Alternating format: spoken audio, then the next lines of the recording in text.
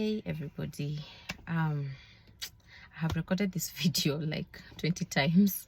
I just keep feeling like I'm not accurately passing what God has put in my heart, so I'm just going to attempt to pass it the best way that I know, and I just pray that I do this message justice. So a question came up about how why do bad things happen to good people, and I want to attempt to answer that question with the story of Joseph. Joseph was sold as a slave by his brothers. Then he finds himself in Potiphar's house. He's successful for a bit. He's wrongly accused by Potiphar's wife and is thrown into prison. And Joseph could have asked himself, why me? Why are all these bad things happening to me? But fast forward, when his brothers come to Egypt to get food, because there's famine all over. By this time, Joseph has been made governor over all the land, and there's famine, and the brothers come for food. And when he wants to forgive them, he tells them that it is by your hand, yes, that I came here, but it is God who positioned me here. That I can look back and say that, okay, it is actually God who positioned me here. And I want to talk to that person who has been good, who by all accounts and purposes, you do the right things, you live right, you know, you're not perfect, but you're a good person. But all these bad things keep happening to you, you know, it's trial after trial, tribulation after tribulation, and you're getting worn down and you're getting worn out. But I'm just here to talk to that person and to tell you that God trusts you.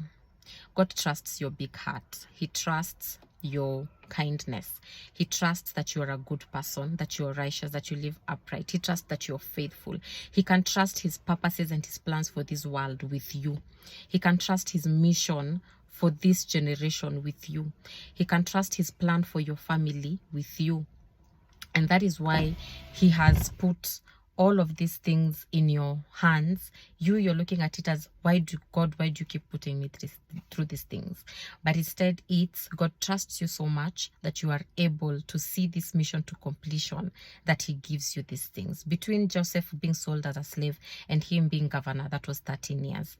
That is 13 years of not having any family around him, feeling rejected, feeling, why is this happening to me? Which, by the way, there's no record whatsoever of Joseph complaining. He just always was patient in his tribulation, always trusting God that it will come to pass and that things will be okay. So I want to tell you today, you who is being good, you are living right, that God trusts you enough with his plan, whatever that plan is. It could be that plan could only involve 5 people.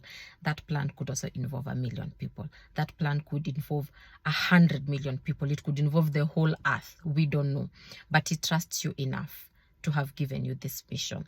Yes, because you're a good person. Yes, things that are not good are happening, and things that are bad are happening to you. It is wearing you out. It is draining the life out of you.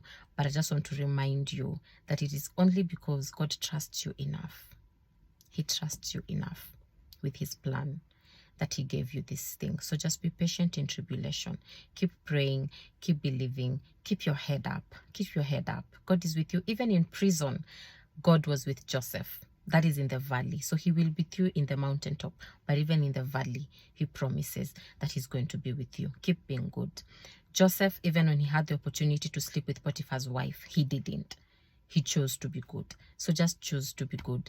When he could have chosen not to forgive his brothers for what they had done to him, he chose to be good. In fact, Joseph saved the brothers' life. Had he not gone to Egypt to secure the food, because it was his idea of, there was 7 years of abundance and 7 years of famine. So it was his idea of, when we have abundance, let's store up all the grain. And he actually saved the world, because there was famine in so many places that everybody was coming to Egypt for food. So that 1 man's obedience, 1 man's goodness, 1 man's uprightness, 1 man's righteousness, 1 man's being patient in tribulation saved not just his family, saved not just Egypt, a foreign land, but so many other places. So you just keep being good. There is purpose for your pain. There is purpose for the road that God has set you on. There is purpose for the tribulation. They are refining you. They are refining your character.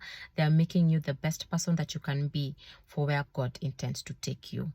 Keep being good. Keep living right. Keep trusting in him. Keep being righteous. It will pay off in the end. The righteous always, always win in the end.